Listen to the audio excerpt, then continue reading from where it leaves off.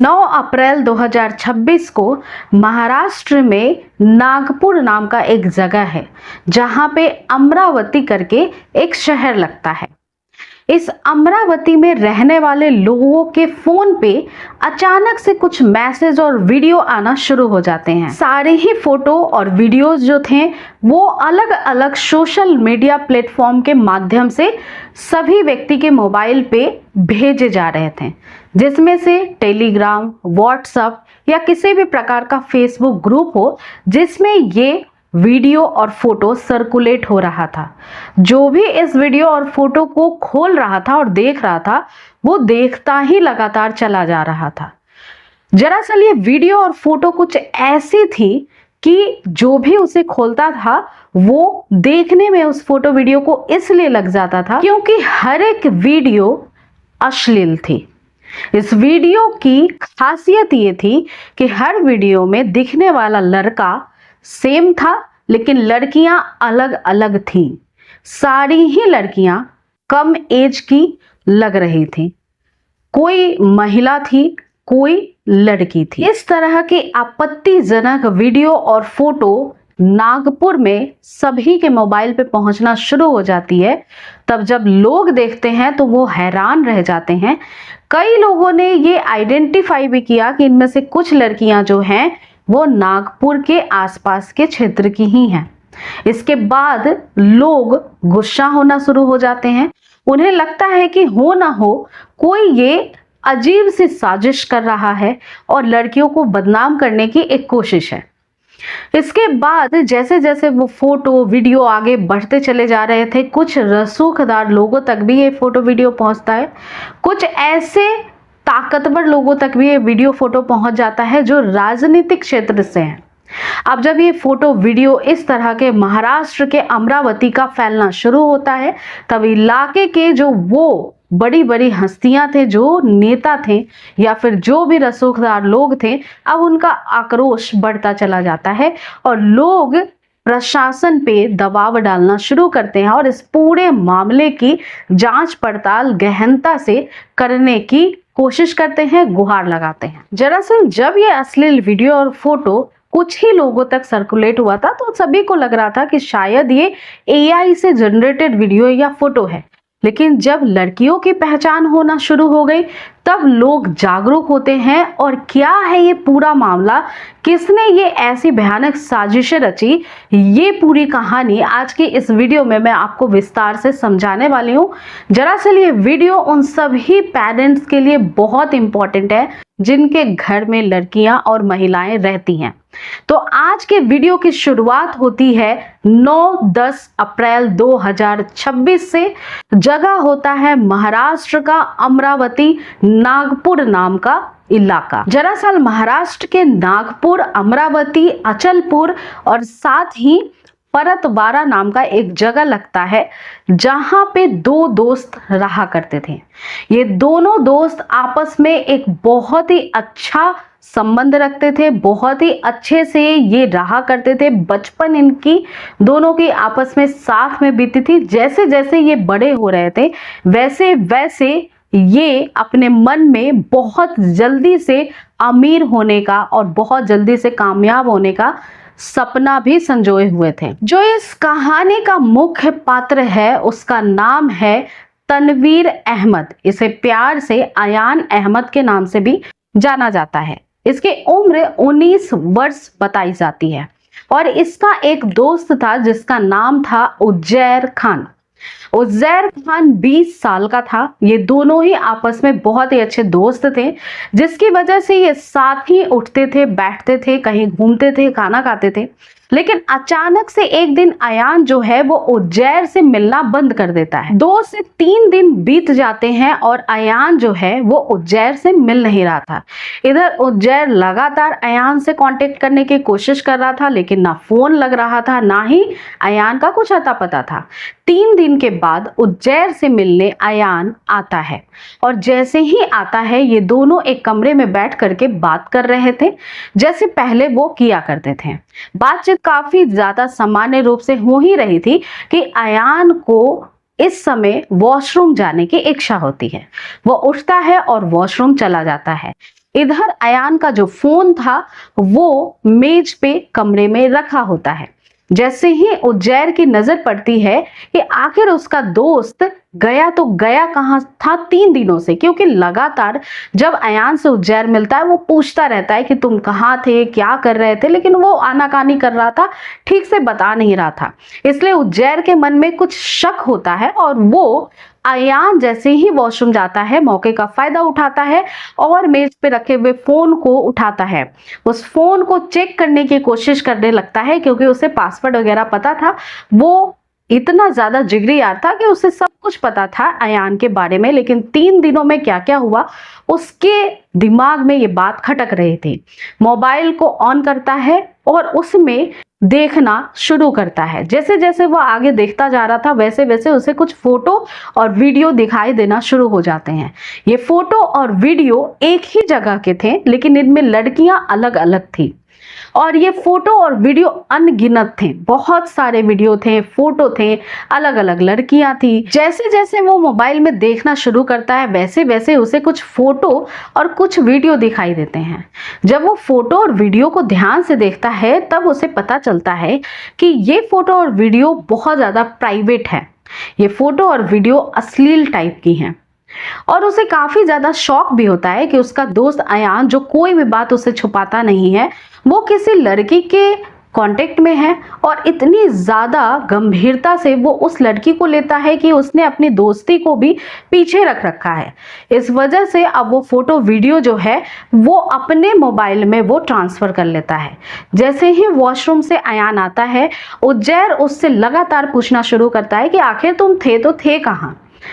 अब अयान जो है वो अपने दोस्त को बताता है, क्योंकि लगातार उसका दोस्त उस पर शक कर रहा था और वो दोस्ती भी बहुत ज्यादा अच्छे से अयान उज्जैर के साथ रखना चाहता था।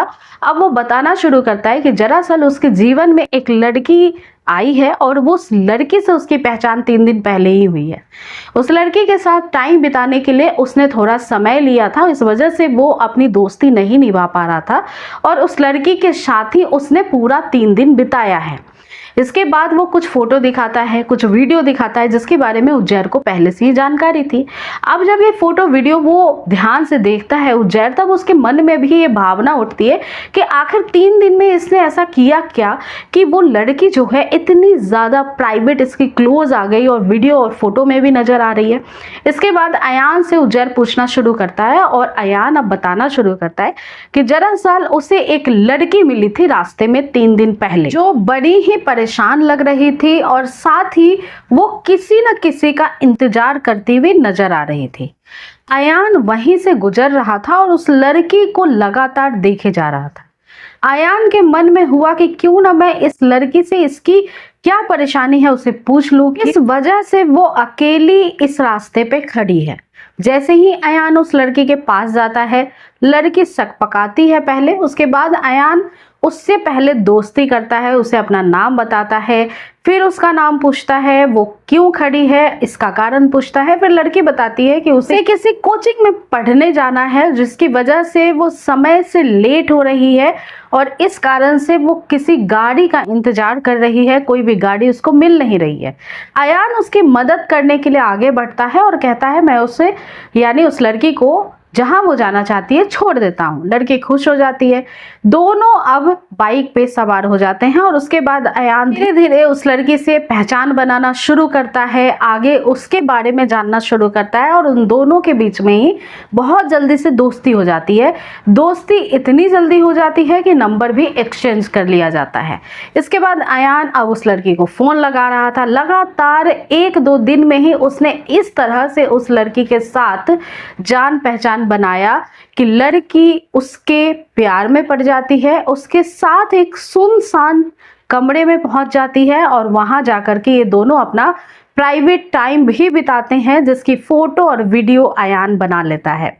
इसके बाद जब उज्जैर ये सारी बातें सुनता है उसे बड़ा ही आश्चर्य होता है कि उसका दोस्त ऐसा करता क्या है, क्या बोलता है जिसकी वजह से लड़कियां प्रभावित हो जाती हैं और इतनी जल्दी दोस्ती हो जाती है। ये सोचकर वो अयान से पूछना शुरू करता है। अयान भी कुछ उसे ट्रिक्स बताता है किस तरह से लड़की अट्रैक्ट होती है, क्या क्या बातें करना है और उसके बाद उज्जैर के मन में भी आता है कि अब वो भी एक गर्लफ्रेंड बनाएगा। इस तरह से ये दोनों ही नई नई लड़कियों से जान पहचान करना शुरू कर देते हैं और धीरे धीरे ये प्राइवेट वीडियो फोटो सब बनाना शुरू कर देते हैं। जब भी उज्जैर और अयान किसी भी नई लड़की से बातचीत शुरू करता था, फिर उससे प्यार के जाल में फंसाता था, फिर प्राइवेट टाइम एक्सपेंड करने के लिए एक अपार्टमेंट ले जाया करता था जो इन दोनों ने किराए में ले रखा था। नागपुर में ही कटोरा नाका नाम का एक जगह है जहां पे कमल रेसिडेंसी है। इस रेसिडेंसी को ये दोनों लड़के किराए पे लिए हुए थे और ये केवल लड़कियों को उस फ्लैट पे ले जाया करते थे। इस मल्टी के तीसरे मंजिल पे इनका एक फ्लैट था जहां पे वो लड़कियों को ले जाते थे, वहां पे वीडियो फोटो बनाते थे, घंटों टाइम एक्सपेंड करते थे और प्राइवेट मोमेंट ये दोनों ही एक्सपेंड किया करते थे अलग अलग लड़कियों के साथ। ऐसा करते करते न जाने अनगिनत लड़कियों की संख्या बढ़ती चली गई और 180 फोटो और वीडियो जो है मोबाइल में मौजूद हो गए अयान के और उज्जैर के। लेकिन वो कहते हैं ना कि दोस्ती को भी कभी ना कभी नजर तो लग ही जाती है। एक दिन ऐसा आता है जब पैसे के लेन देन के संबंध में इन दोनों दोस्तों में, उज्जैर में और अयान में, मन में खटास आना शुरू हो जाता है। कुछ पैसे अयान ने उज्जैर को दिए थे और जिस वजह से ये सारी चीजें जो है दिक्कतें उनके रिश्ते में आना शुरू हो गई थी। कुछ पैसे ऐसे थे जो इन्होंने किराए के फ्लैट में भी इन्वेस्ट किए थे और इस तरह से पैसे का जो लेन देन था वो धीरे धीरे बढ़ता चला जाता है। अब उज्जैर के मन में ये था कि अयान कहीं ना कहीं कुछ ना कुछ गलत तरीके से पैसे इकट्ठा करता है, क्योंकि अयान जो है वो महंगे महंगे गाड़ियां रखता था, फोन रखता था, कई सारे सिम कार्ड थे उसके पास और उज्जैर ये सारी चीजें देखकर पैसे के लेन देन भी चल रही थी, जिसकी वजह से भी इन दोनों के बीच में मनमुटाव शुरू हो गया था। इसके बाद उज्जैर को पता चलता है कि अयान जो है इन सभी लड़कियों से, जो तमाम लड़की थी, इनमें से कई लड़कियों के साथ ब्लैकमेलिंग करके काफी सारा पैसा इकट्ठा भी कर चुका है और धीरे धीरे उज्जैर भी अयान के रास्ते पे चलना जो है शुरू हो जाता है। लेकिन जैसे जैसे समय बीतता चला जा रहा था, इन दोनों दोस्तों के रिश्ते अब खराब होना शुरू होने लग गए थे। उज्जैर से पैसे अयान मांगता था और जिसकी वजह से उज्जैर को गुस्सा आता था। इन दोनों के बीच में पैसे के लेन देन कुछ इस तरह से थी जो सुलझने का नाम ही नहीं ले रही थी। साथ ही एक कंपटीशन की भावना भी हो गई थी कि अयान के पास ज्यादा गर्लफ्रेंड है और उज्जैर के पास कम गर्लफ्रेंड है। इसकी वजह से भी उज्जैर अयान से कहीं ना कहीं जलन करना शुरू कर देता है। उज्जैर को इतना गुस्सा आता है कि एक दिन उसके सब्र का बांध टूट जाता है और वो अब अयान को कहीं ना कहीं हराना चाह रहा था। मन में एक साजिश थी, दिल में एक खटास था और कहीं ना कहीं ये सारी चीजें उज्जैर को खाई जा रही थी, जिसकी वजह से अब वो सोचता है कि अयान के जो फोटो है और वीडियो प्राइवेट उन अलग अलग लड़कियों के साथ हैं, वो अब सोशल मीडिया पे वो वायरल कर देगा। इस वजह से अब जो उज्जैर था वो मौके की ताक में था। कुछ वीडियो जो उसने अयान के अपने मोबाइल में ट्रांसफर किए थे, कुछ फोटो थे जिनमें से कुल 18 वीडियो और 39 फोटोज जो बहुत ही ज्यादा प्राइवेट मोमेंट के थे, अब वो तरह तरह के सोशल अकाउंट पे सर्कुलेट करना शुरू कर देता है। ये 7 तारीख की बात है, अप्रैल की ही 2026 की। और जब ये प्राइवेट मोमेंट के फोटो वीडियो शेयर करता है तो अलग अलग सोशल मीडिया अकाउंट्स पे करता है। कभी वो फेसबुक पे करता है, कभी वो व्हाट्सएप पे करता है, कभी वो टेलीग्राम के ग्रुप पे करता है। और इस तरह से जब लोगों तक ये फोटो और वीडियो पहुंचता है तो ये धीरे धीरे आग की तरह फैलना शुरू होता है और सभी को ये देखकर काफी हैरानी हो रही थी कि जो लड़का है वो सेम है और लड़की हर फोटो वीडियो में अलग अलग है। इसके बाद जैसे ही ये फोटो वीडियो आग की तरह फैलना अमरावती में, नागपुर में शुरू हो जाता है, उसके बाद शासन प्रशासन तक ये खबर पहुंचती है। जब ये बात प्रशासन तक पहुंचती है तब तुरंत ही आनन फानन में एक टीम गठित की जाती है जिसमें कुल 10 पुलिसकर्मी होते हैं, एक एसपी होते हैं। विशाल आनंद एसपी जो हैं वो खुद इस पूरे मामले की तह तक जाने के लिए एसआईटी की जो टीम पूरी बनाई जाती है वो 47 मेंबर्स की होती है। इसमें 10 पुलिसकर्मी के अलावा जो अन्य पुलिस ऑफिसर्स होते हैं, कई ऐसे अधिकारी होते हैं जो अलग अलग तरीके से मुखबिरी करते हैं, इस पूरी इन्वेस्टिगेशन की तह तक जा सकते हैं। ऐसे कुल 47 पीपल्स को यानी पुलिस कर्मचारियों को इकट्ठा किया जाता है एसआईटी टीम बनाकर।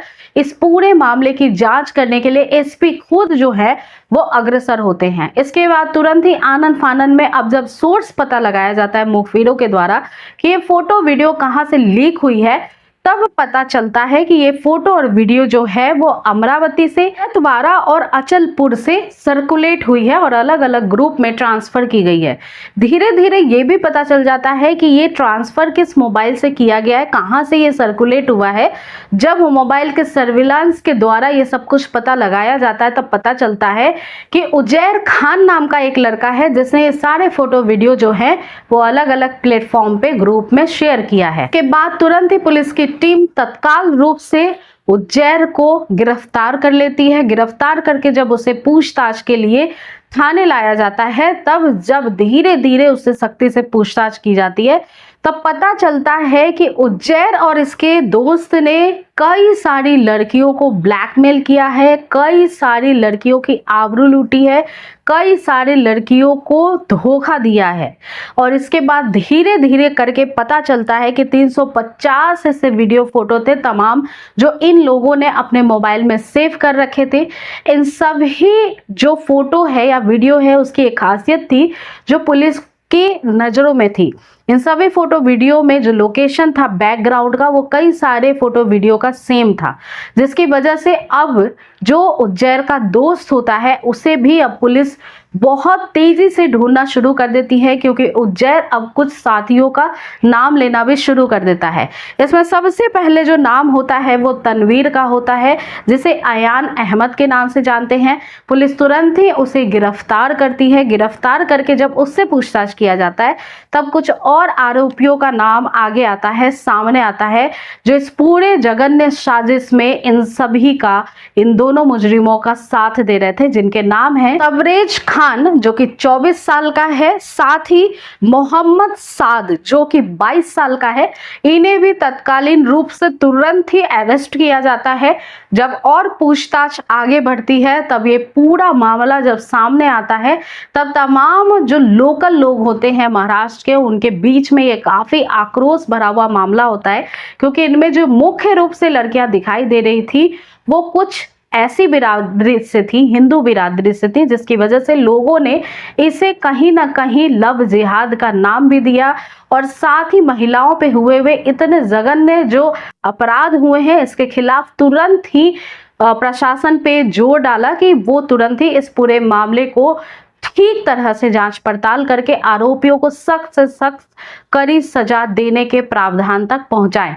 इसके बाद जब आरोपियों को पकड़ा जाता है, सारे गुनाहों के कबूलनामे के बाद साक्ष्य जुटाए जाते हैं और उसके बाद इन पे जो धाराएं लगाई जाती हैं वो होती है बीएनएस जो धारा है उसके तहत 294, साथ ही पॉस्को एक्ट 8 और 12 भी लगाया जाता है, और साथ ही आईटी की एक्ट जो है उसके अनुसार 68A की धाराओं के अनुसार मुकदमा दर्ज होता है और तुरंत ही सभी आरोपियों को गिरफ्तार करके जेल भेज दिया जाता है।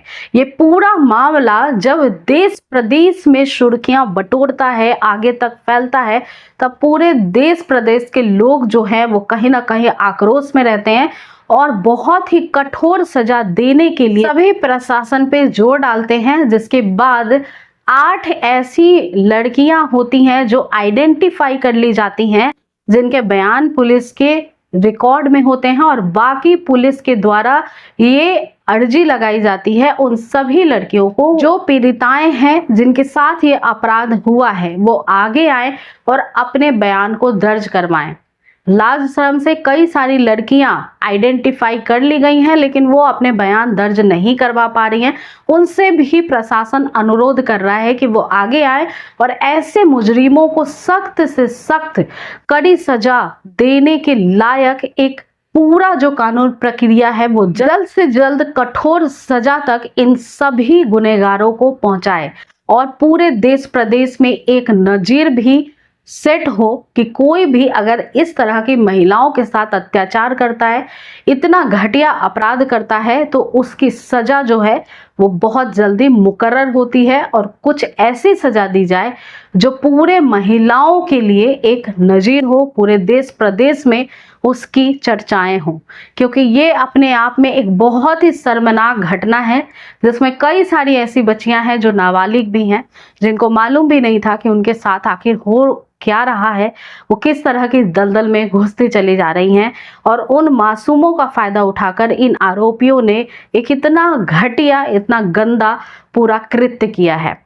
तो दोस्तों, आज की कहानी यहीं तक थी। इस कहानी को सुनाने का मेरा मकसद किसी भी व्यक्ति की भावनाओं को ठेस पहुंचाना बिल्कुल नहीं था। मैं बस कहानी इसी उद्देश्य से आप सभी को सुनाती हूँ ताकि आप सब सचेत रहें, जागरूक रहें, अपने आप को सुरक्षित रख सकें।